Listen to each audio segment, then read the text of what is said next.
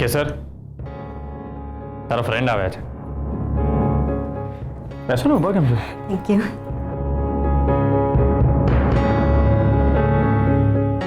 તો તમે લોકો વાતો કરો, હું પ્રમોદને કહીને ચા મોકલાવું છું.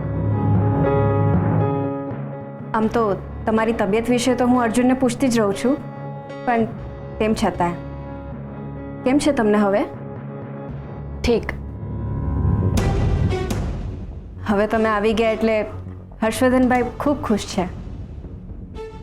અર્જુન મને કહેતા હતા કે હર્ષવર્ધનભાઈ તમને પડે પડે યાદ કરે છે. હા, મને પણ કહ્યું. તમને એક વાત પૂછું? હા.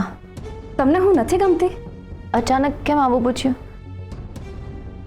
ના એટલે એવું કંઈ છે નહીં. કેમ? અચાનક નહીં, આ સવાલ તો મેં તમને પહેલાં પણ પૂછ્યું હતું. તમને યાદ છે કે આપણે ઢાબા ઉપર મળ્યા હતા? અર્જુને તમને બોલાવ્યા હતા ત્યારે? અરે આવી ગયા તમે? હા, શું થયું? કેમ મને અચાનક બોલાવી? અરે મીનાક્ષી આવવાના છે ને એટલે. એકચ્યુઅલી શું છે કે અમારા લગ્ન પહેલાં તમે બંને એકબીજાને મળો ને તો તમારા વચ્ચેની કેમિસ્ટ્રી એકદમ મજબૂત થઈ જાય, એટલા માટે. હાય. લો આવી ગયા મીનાક્ષી. જય સોમનાથ ભાભી.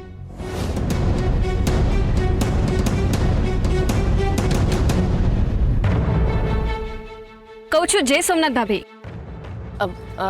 હા, જય સોમનાથ. ચાલો આપણે લિટલ ભાભીની સ્પેશિયલ ચા પીએ. આજે તો હું પણ પીશ. જોઈએ તો ખરા કે લિટલ ભાભીની સ્પેશિયલ ચા કેવી હોય છે.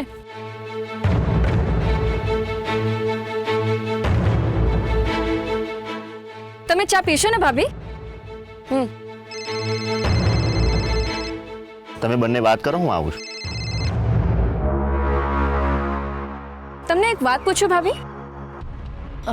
હા. તમને હું નથી ગમતી? ના ના, એવું કાંઈ નથી. કેમ આવું પૂછો છો? તમારા હાવભાવ પરથી મને એવું લાગ્યું, એટલે વિચાર્યું કે પૂછી લો. ખબર નહીં, જ્યારે પણ તમે મારી સામે આવો છો ત્યારે મને આવી લાગણી થાય છે.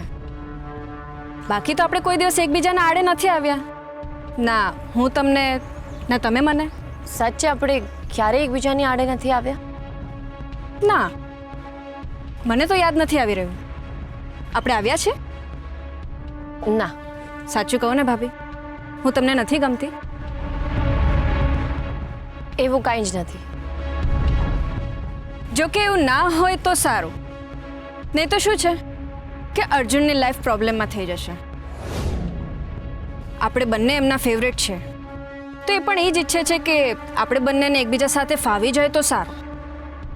નહીં તો શું છે કે બે ગમતી વ્યક્તિ એક જ ઘરમાં રહેતી હોય અને એકબીજા સાથે ન ફાવતું હોય તો અર્જુનની લાઈફ નર્ક થઈ જશે.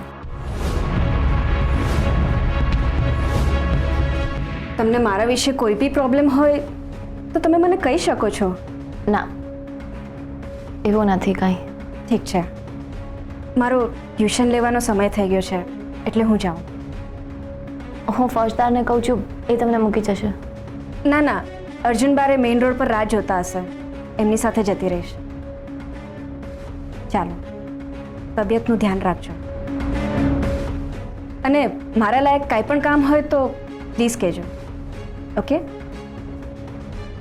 ઓફિશિયલી તો આપણે દેરાણી જેઠાણી તો નથી થયા, પણ અનઓફિશિયલી મને તમારી સેવા કરવાનું ગમશે. જય સોમનાથ.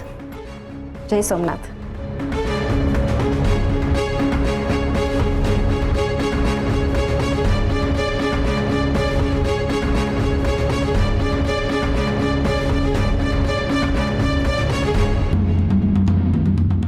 આ મીનાક્ષીને જોઈને મને હંમેશા એક મૂંઝવણ થાય છે. આ સાચેમાં આટલી સારી છે કે પછી સારા હોવાનું નાટક કરે છે?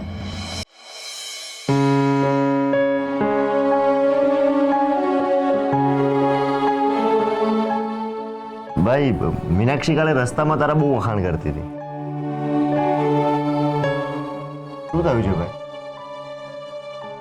અર્જુન, પેલી ફાર્મિંગ માટે મેં જે જમીન જોઈ રાખી હતી ને, એ મને ગમી હતી. એ હાથમાંથી નીકળી જશે એવું લાગે છે.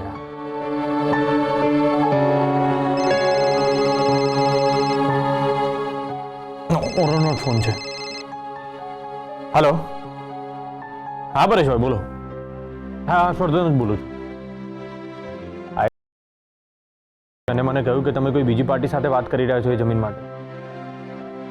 ના ના, મને જમીન ગમી જ છે, મારે લેવાની જ છે અને મારા માટે એકદમ પરફેક્ટ જ છે. પણ મને ખાલી 2-4 દિવસનો સમય આપો એટલે મને લોનવાળાના ત્યાંથી એકદમ પોઝિટિવ આન્સર આવી જ જશે. આ પછી તમે બધું ફાઇનલ કહી જ દઈશું. મને 4-5 દિવસ તો આપો પ્લીઝ. આ જો 4-5 દિવસમાં ના થાય તો તમે સોદો કરી નાખજો બસ, પણ મને 4 દિવસ તો આપો. Okay, thank you so much Pareshbhai. Okay, thank you. 5 દિવસમાં લોનનું સેટિંગ થઈ જ જવું જોઈએ. ડોન્ટ વરી ભાઈ, તારી ઇમેજ જ એટલી ક્લીન છે ને કે તને લોન મળી જ જશે.